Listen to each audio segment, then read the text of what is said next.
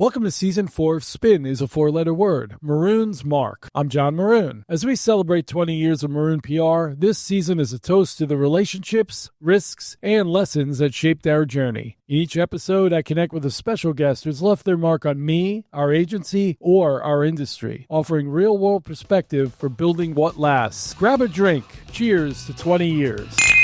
Hey, everybody. Welcome back to Maroon PR Podcast. As I mentioned in the intro, one of our first guests, or actually our first guest this year, is my friend Cal Ripken. And Cal, thanks for being here. This year we're calling the podcast Maroon's Mark. It's reflecting on 20 years of business and 20 people that are meaningful to me and have made a great impact in my life and been influential in my life. So I appreciate you taking some time. Good seeing you. I thought we'd just kind of go down memory lane a little bit. Yeah, my pleasure. I mean, many times now as we get older, we start to look at the journey, where we came from, how we got here. And when I think of you, the 95 season, not knowing what we were dealing with as far as media, and then having come together, just met on a plane going down to Sarasota, and then to react and be able to go through that with some control. We had to give way a little bit, to enjoy it, but it made all the difference in the world for that celebration, just to have those controls that you and I invented. Yeah, it was amazing. I mean, you and I talk about this a lot offline, and that season was pretty special. And, the work stoppage ended and we kind of were thrust together down in Sarasota, and we came together and then realized pretty quickly that this was going to be a pretty significant story throughout the year. And we started, with our plan to do press events the first day in every city, which kind of gave you some peace, and then talk to the media at home on a fairly regular basis. And then about halfway through the season, the international media started to show up, and the national and international media. So I think just managing it, I was always blown away, Cal, that you always had kind of an intuitive sense on how to manage your life, right? And I mean, it's just like from day of game, right? I mean, this time I'm going to do this time I'm going to take ground balls and get loose and be in the cage and maybe sign autographs, do some media stuff. So just like having a plan in place to manage your career during your playing career, during the most hectic days of your playing career, always blew me away. I mean, it seems in line with you as a person overall. You agree? Yeah, when I think about it, I mean, in the perseverance speech, if you remember, you helped me craft that when I went out on the road as a speaker. One of the traits you had, it was the ability to bring some control to your life, a balance in your life.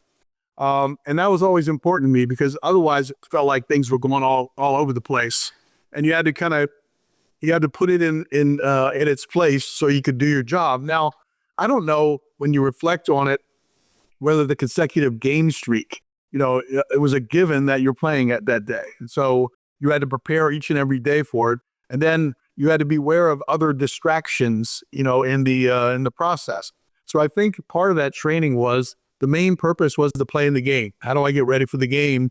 How do I let these other things in, but still allow me to play the game? So maybe it had everything to do with consecutive game streak, or the priority that you were placing on that.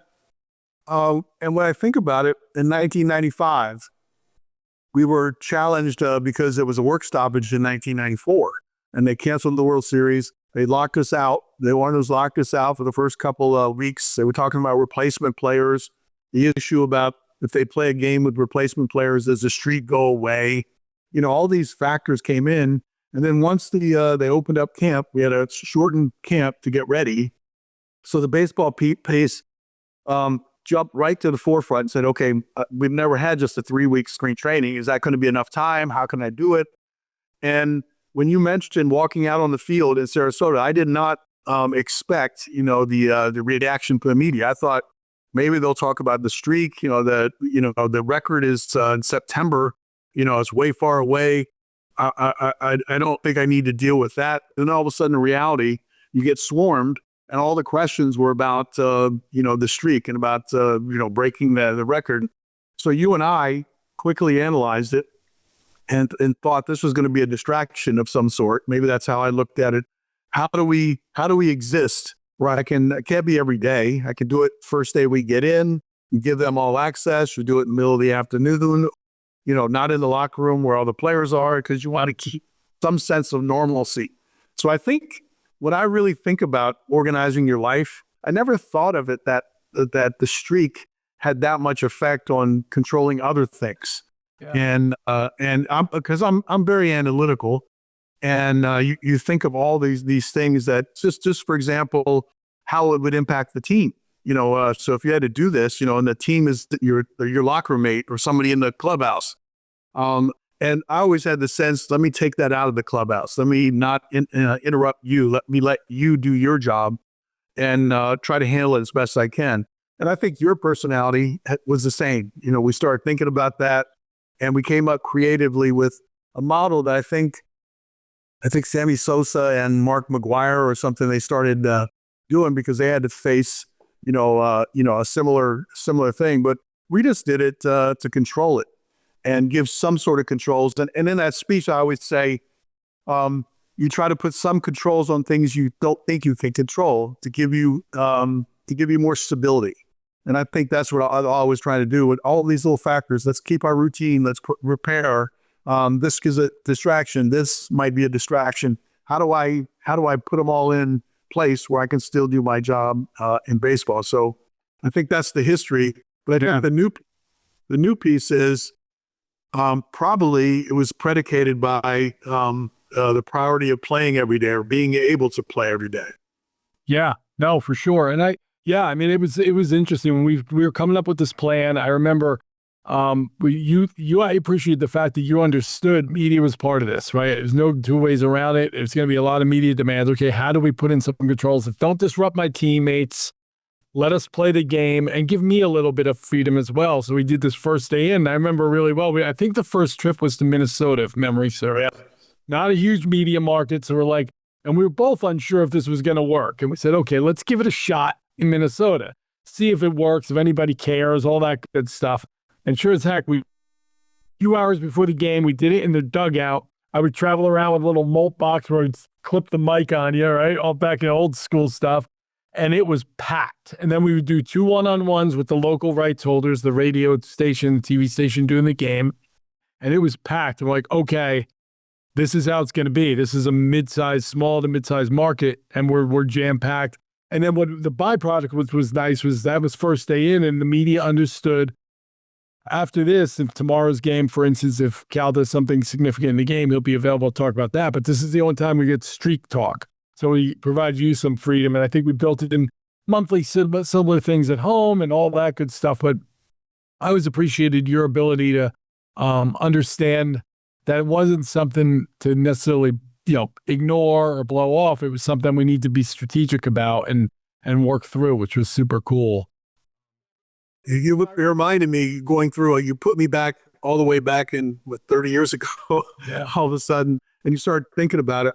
One of the things that threw me a little bit was the advice that Paul Molitor gave me, because he was asking me how things are going, and you could see that that this was different, and his advice to me was just surrender, just surrender to it all. It's easier to do that, and I think he was basing it mostly around he had a 40-game hitting streak, and it's crazy that they were asking him about getting a hit every single day, and then just surrendering to the process. I could not do that. I don't know if I discuss it with you or not. I'm thinking surrender. That's like alien to how I think. It's like just give in to do whatever you want. No, put some controls and variables in place that would allow you to do it. So it threw me for a minute because I'm thinking, God, Paul's really smart. Paul's been through a lot of stuff. Should I just surrender to the process? And I couldn't do it. So we had to continue to perfect our controls. Yeah. And in a way you did, right? Ultimately, in a way you did, and in some respects, and it was great. I always think, Cal, and you and I have spoken a little bit about this, the night was so magical. The night you broke the record and the night you tied the record, it was so magical. And I think part of that is because of the way the world received information back then, right? I mean, everybody didn't have a phone where they were worried about their Twitter clip or their Instagram reel. It was really, people were making eye contact with you. Yeah, some cameras, but people were really engaging. You were shaking hands with people. There wasn't this instant reaction on social media. There wasn't the need for that. And I think that made it, to me, it made it more memorable. I think it helped people remember it in a certain respect in their hearts as well. Yeah, I think about it is, no social media or very limited social media. I can't remember when it actually occurred or not. But I mean, obviously they had cameras. And obviously I remember Ben McDonald just showing his footage from 30 years ago. He had a high-8 camera. Bobby Bonilla was kept putting a camera around and giving some voice commentary. But it almost seems archaic when you look back now where we've come. The ability to share information, put it online and all that kind of stuff. So in a way, you had a little bit more of a captive audience, I think. But I tell you what, in the first pitch of these games, the cameras, the flashes, the cameras, when you stand at home plate and the whole stadium is flashing, trying to catch the moment that you're going to do something, that was a little distracting, trying to figure out, when the flash was go off and see that little ball come in and then try to hit it. But you're right. I think that had a lot to do with it, is that people were watching intently. They were tuning into it. It wasn't the distraction of having all these different things on social media or all these different views. It was like you were all gathering the information at the same time in a live way. Kelly, because you just talked about a little bit with the dealing with the flashes and all that, but you did go deep on both of the big games, and you did it at your last All-Star game. You always had that kind of. Do you ever think about like how some people are able to really focus at really critical moments in their lives, like you were during your playing career, and then other people just can't, like it gets them? Some people call it choking if you're on the other side, but maybe it's just pressure, or it's just like, what do you ever think about that? Like, what is it? What was the trait that you had that made you be able to like lock in on those moments, Yeah, I think, I didn't get to the playoffs that many times, but I was able to rise to the occasion and played well in the playoffs. With the exception of my first, my only World Series, I was 3 for 18. But I think I hit a couple of balls hard that could have been quite different. But experiencing the World Series on that stage as a young guy, I was 23 years old in the World Series, had an MVP caliber year. I was relied on in the middle of the lineup. And I remember Eddie Murray was struggling until the last game when he had 2 home runs and guided us to the championship. But in many ways, they prepare for you a little bit more, and they were pitching you more carefully. So, and I didn't take advantage of that. I think I got myself out a few times. But I will say, and I wish that I could make it happen every single time. And every time you wanted to get a hit, you could just tune in, and get your focus and slow things down and stay within yourself. Yeah. But I learned in the All-Star games, very early on, I got a chance to be on All-Star, I think 19 times total. But in the very beginning, I was really nervous. I was playing with all the other great players. You're the only game that's going on. Everybody in the country is watching you. The audience is really big. And I remember thinking that I didn't want to look bad. It was almost like play it a little cautious, But you can't succeed if you play it cautious. And so I'm thinking, okay, I'm not getting any hits. I'm 0 for 4, but I didn't look like an idiot. I didn't make bad plays, or I didn't swing at a bad pitch. And then it dawned on me that you should just play the game the same way you always play the game, and try to do that. Now, I found in myself through those experiences that your adrenaline could take you to a point where you couldn't succeed. So you had to keep that adrenaline down. You had to say, okay, nothing good happens when you try too hard. Let's let the game come to you, and you would remind yourself of those things. So in those moments, I was able to slow things down. And in it was really important for me to play well during the celebration of that. The 21-29, 21-30, and 21-31 was against the Angels. Yeah. And I wasn't swinging the bat really well. It was kind of funny. Mike Messina gave me a batting tip going into 21-29. First game against California, Abbott was pitching, and I took his advice and I hit a homer to right center field. So I came when we had a little laugh at it, but it got me going. But during the game, with everything going around you, I was able to calm myself with the experience I had learned probably from the All-Star games and the playoffs. And I was able to stay within myself and let the game come to me. And I think that's the key for me. Maybe somebody else might want the hype. but you had to learn yourself and learn how do you perform in pressure situations. You don't think about the pressure situations. You try to pull it back to the elements. See the ball, hit the ball, put a good swing on it. Trust yourself that you prepared to get to the game, and then good things will happen. So I think that's how I did it, and I was pretty successful. In the playoffs and in big games. The last All-Star game, I desperately wanted to do well, and I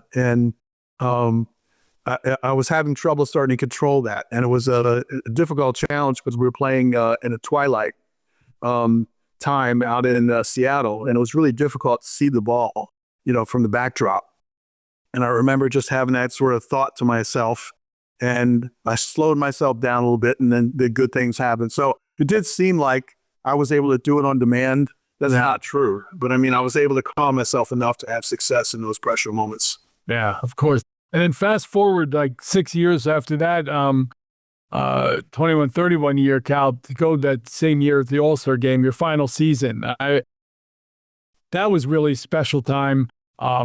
With going when we announced that you're going to be your last season next year, and then the whole second half of that year down the stretch was celebrations in every city, really people celebrating your career, which was super cool and I'm sure meaningful for you, but also I got to concentrate, I got to regroup, tons of demand on your time for autographs and interviews, and every city we went, lines of people waiting for you post-game to sign autographs, adrenaline and all that. It was another challenge to manage all those expectations, right?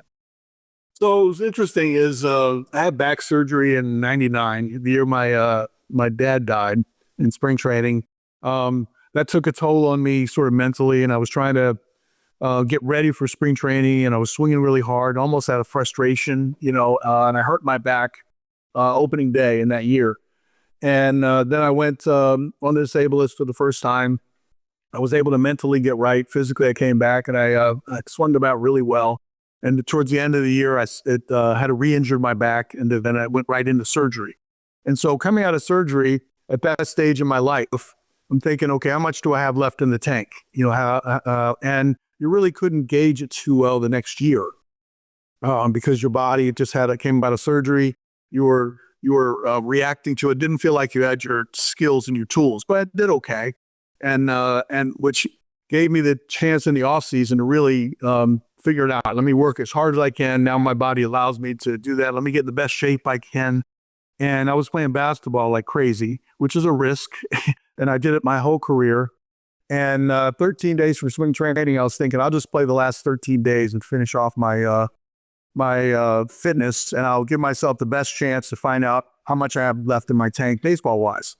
And so I ended up hurting. I broke my rib playing basketball, and I had protection in my contract. I was able to negotiate, many years ago that I could play basketball and not affect my guarantee. So going into spring training, I had a broken rib, and I couldn't do anything for the first 5 weeks. Is that right? Something like that. It had to heal. So at the end of spring training, I had like 15 at bats or 16 at bats against, pretty good pitching or whatever else. And I said, okay, I'm ready to go. And I went into that my last season, and I wasn't ready. You're facing Pedro and Roger and anybody else that right out of the get-go, the pitcher's a little bit ahead. I didn't have my timing or my bats, and things weren't going so well. And then we went into sort of a rebuilding mode again, and I realized that I don't want to go through a rebuilding. This will be my last year. And when I announced it, I did it not so I could have farewell to Cal days in different cities. I announced it because I thought, okay, I'm ready at the end of the season to do something else. And I wanted to tell people what I was going to do next. We had kids initiatives. We were looking at building a stadium, buying a minor league team, and it was like it was a way that you could use your position now to tell everybody what was happening in your business. Like, I thought that was smart business wise. Now, by doing that, and then everywhere you went for the last time, people started to react to you, and I didn't really anticipate that. I probably should have. And I think when I told you I didn't understand surrendering in 1995, I kind of surrendered to the process in 2001 because I went there and it seemed like he had more media involvement. The fans were seeing you for the last time and they were kind of giving you really good messages and there was an interaction. So I did sign autographs a lot, during that time because it was almost like a way to say thank you. But again, it was a challenge to say, okay, how do I get my baseball thing going? Yeah. And I think once I made the decision, I was relaxed enough to go out there and play, and I started playing really well.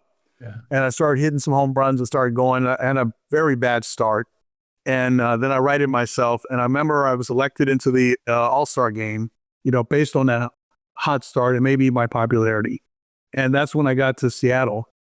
And I was thinking, okay, I don't have the numbers that I'd like to have, on the big board at the All-Star game where you look up and go, yeah, I'm leading the league in this, I'm leading the league in that. And then you go, no, you just didn't want to look at your batting average and your numbers at that point. But at that point, I felt like, there was a sense of belonging in the clubhouse. There was a changing of the guard. There were some young guys in there that were really dominating, and it was kind of fun. But I really wanted to do well in the game. So I remember going at the home plate. Mike Piazza was the catcher. And I went up there and I looked out and I went, whoa, this is worse than I thought it was.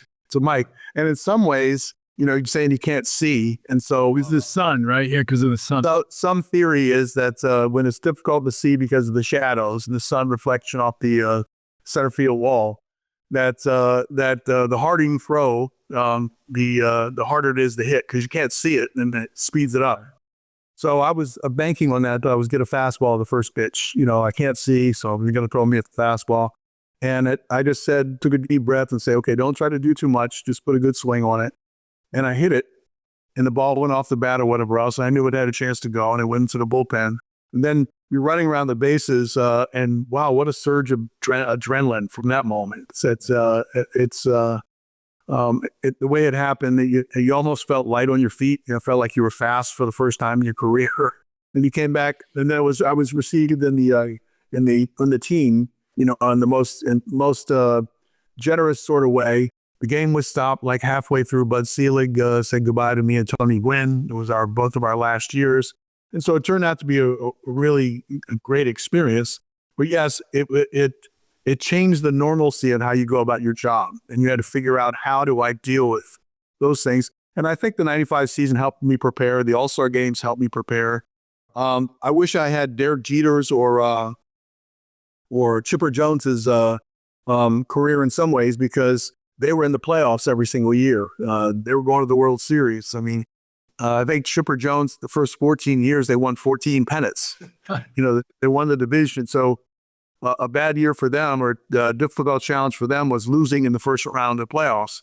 And then to see them compete in the postseason, made me jealous. And so, but I did have enough experience to kind of understand, how to deal with the pressure. And I really learned how I could perform in those moments. Well, it was amazing because you were on fire that whole second half, and then 9/11 happened. And the whole world changed. We flew back from Seattle, I think, on 9/10, and 9/11 happened, and the whole world changed. And, baseball got halted for a bit, and then we came back, and everyone was just emotionally drained. You were physically and emotionally drained. And then we went to New York, right? And you were asked to meet a lot of the children of the firefighters and first responders who lost their lives on 9/11. And that took a toll, right? I mean, that changed kind of everything down the stretch for you. Yeah, I mean, quite honestly, giving of yourself and surrendering whatever else, it's all great. You got all this stimulation. And I guess if I was a extrovert, I could have used that for more energy. But being an introvert, I had to, I liked my alone time so I could recharge and all that kind of stuff. And it was kind of hard. And as you went along there, I felt like I was going on fumes for a little while. Yeah. But you embraced the moment and you said, okay, this is the last time I'll do this. And you were able to get through it until 9/11 hit. And then when 9/11 hit, it almost gave a perspective, a real reality perspective. I mean, here I am worried about playing a game or trying to do this and that, trying to get some hits, trying to play. And it really put things in a life perspective in the spot for me. It seemed like the game wasn't important anymore, even though looking back, baseball did play a role in maybe in distracting at that moment and kind of have people focus on things that they enjoyed. And I remember the season was stopped for a week, and then we went on the road to was it Boston and New York? I think it was. I think it was Boston and New York, both places that that was totally affected by that. And I remember coming into New York, and again, they brought a lot of the families of the first responders out to the stadium. And so I had a chance. I was asked to come over and meet some of the kids. I met some of the kids that had lost their dad. And I remember my kid was my boy was 8 at the time. I think Rachel was 12. And so I kept thinking about, man, this is horrible that they're going to grow up without their dad, And so that was an emotional time for me. And then you have to put that aside, go out and play. But at that point, I was just ready to get to the finish line, and couldn't quite muster up in my last at bat. You would talk about trying to perform on that moment. I really wanted to do something in my last at bat. My last at bat was a fly ball with center field, pretty deep. Just missed it, and I had some good swings on it, but I just didn't have the timing to make it happen at that point. But yeah, 9/11 affected all of us in many different ways, but I think it was a jolt of reality about what's important in life. And the kids that I got a chance to meet really made me internalize it, that your family and your kids are the most important. For sure. And Cal, fast forward, so you retire.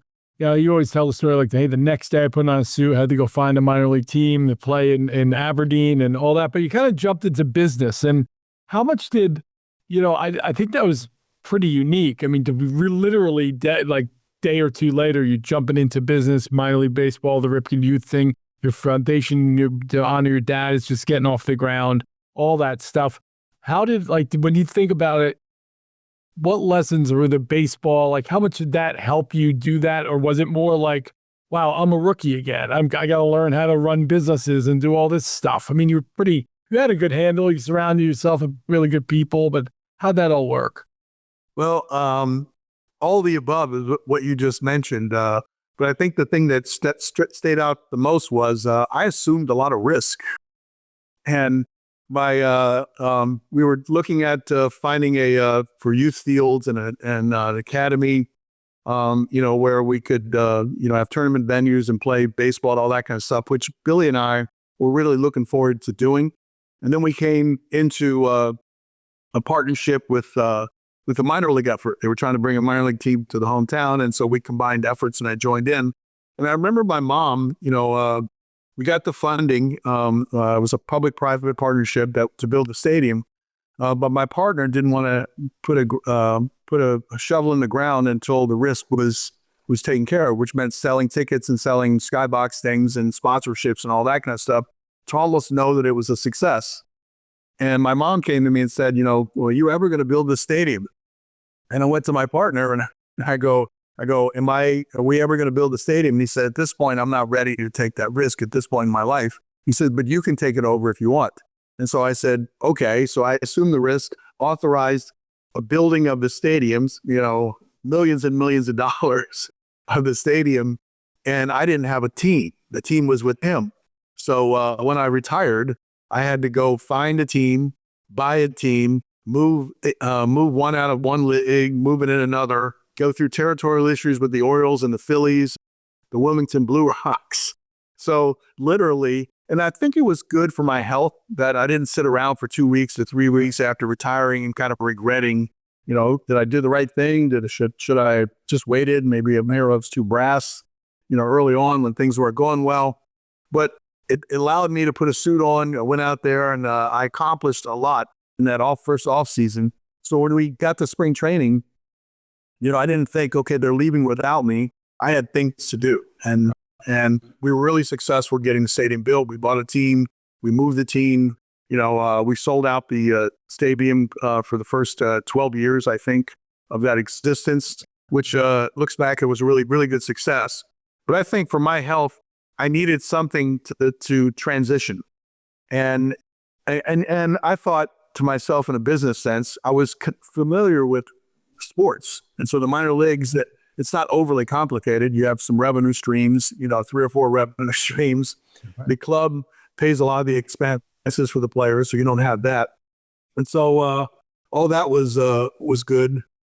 I was going to ask you, do you think, like, to me, that's very entrepreneurial. And I think, as an entrepreneur myself, and there's always risk. There's inherent risk. That's why not everybody does it, right? And you could have easily just been like, I'm retired, I made good money, like, whatever, so I'm going to chill and play golf. And you decided not to do that. I mean, but I look back at your family history, it wasn't like you were surrounded by entrepreneurs, or like, where did that kind of come from, that entrepreneurial spirit to say, like, I'm going to take risk, I'm going to build something, I'm going to grow this business? That was, because I think that's pretty unique, especially, I don't know, coming off to right after your, historic career.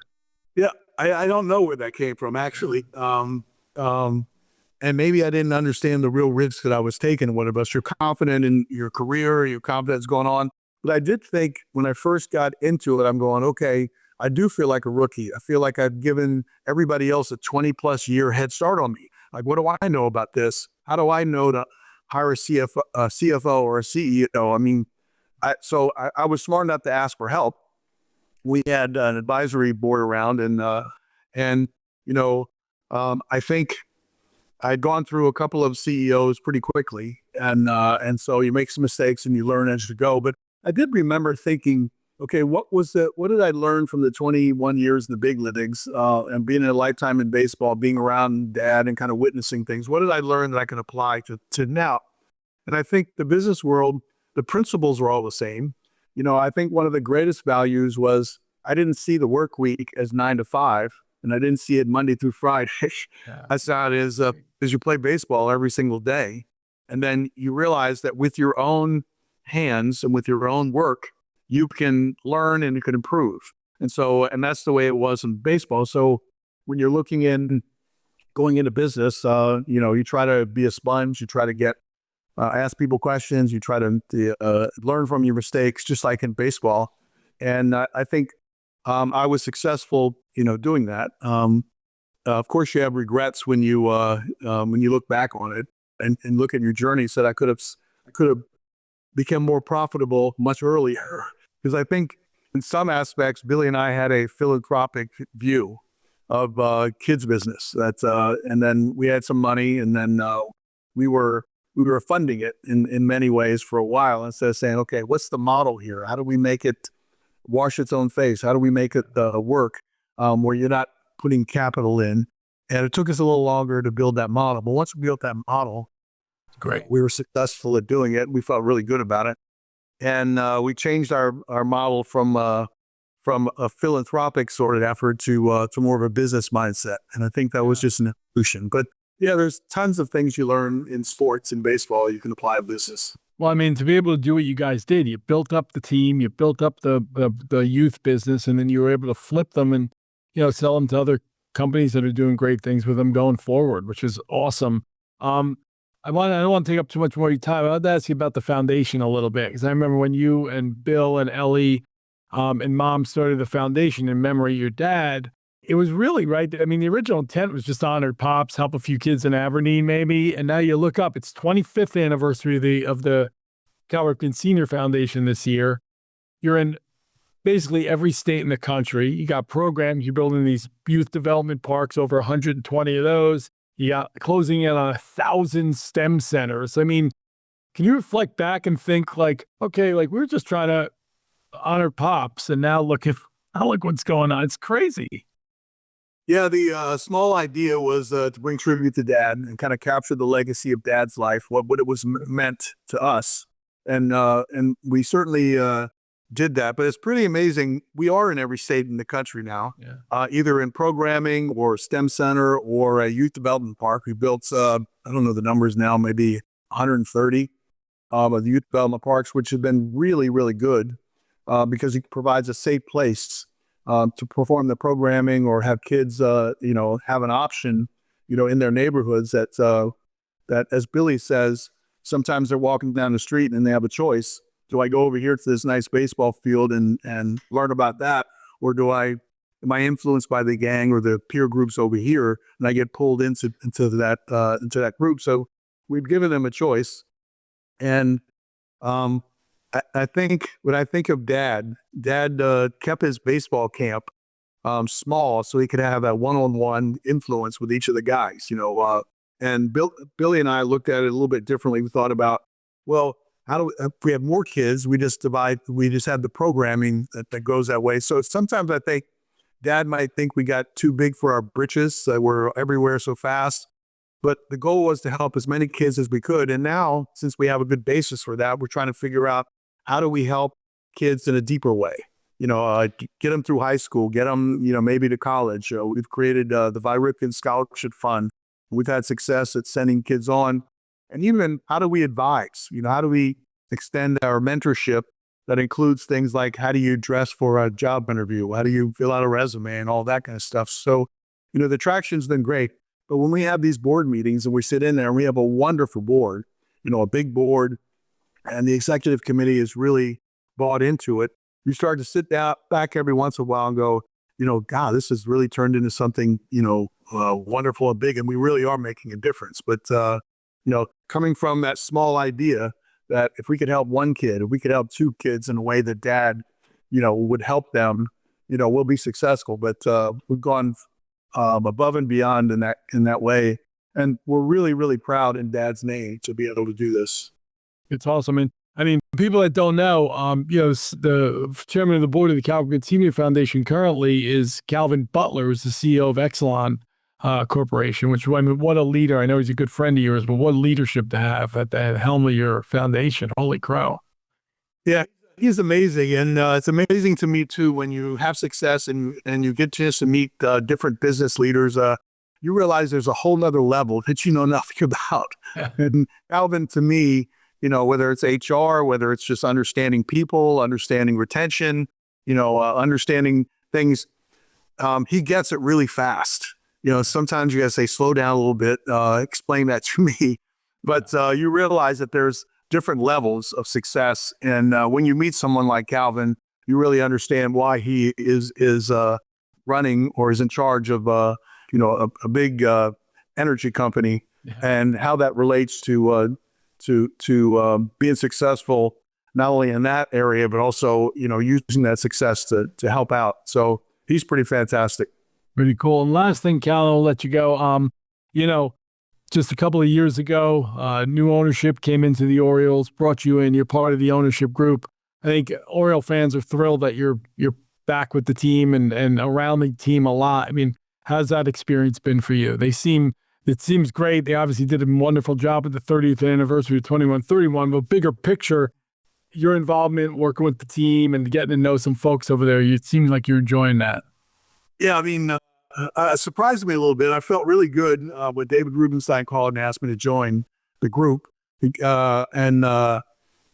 gave me some purpose, but I'm 65 now. And, I'm at a different phase of my life. I had a bout with prostate cancer, got through that. And so I'm thinking more of not getting into the grind, but more enjoying, the fruits of life and traveling a little bit more and really put an emphasis on the moment.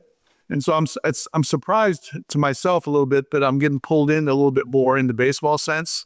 I can sit in an advisory capacity to Mike Elias or for David or Michael Arrighetti, and I like that. It's drawn me in. I'm watching really closely, watching every pitch, going to every game that I can, and it feels like you still have the freedom, but now you're in a meaningful position. You're on the inside looking out again. And that's still one of the weird things about retiring from baseball, giving your life to it and giving that grind. When you retire, you're on the outside looking in.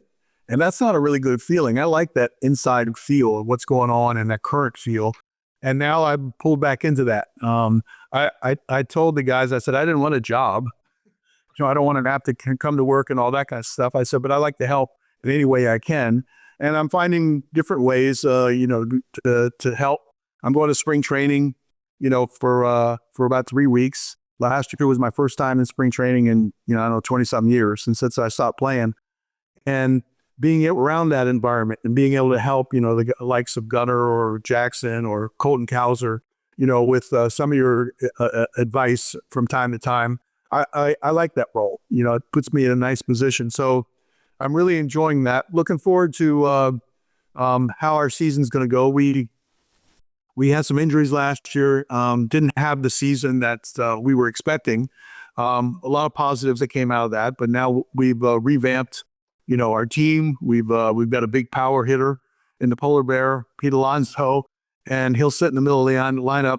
And the thing about, you can look at him and like a lot of things about Pete, but I looked immediately at his games played, and it was 162. So I was really happy about that. And I think the influence that 162 might have on some of our young talented guys, he'll be really good in the clubhouse. So I can't wait to get down to spring training and kind of, see how things unfold. No, that's great. That's great. And Cal, listen, thank you for all the time. And look, it's 20 years, Maroon PR. You were our first client. When I came to you and said I wanted to do this, you said, great, I'll be your first client. And it obviously sent us on a trajectory. And I'm proud to call you my friend. And I really appreciate the trust you had in us all those years and some time today. Thank you. Yeah, I can't believe it's 20 years, John. Congratulations on all your success. It's been fun. But when I think of you, I think of our journey together, whether it's, PR and trying to figure things out post-career or, starting in 1995, it couldn't have gone better. Hey, it's John Maroon again. Thank you for listening to Spin is a 4-letter word. And just a reminder, if you can, follow us on all the major social media platforms at Maroon PR. If you have an idea or suggestion, let us know what you think, and we'll see you soon.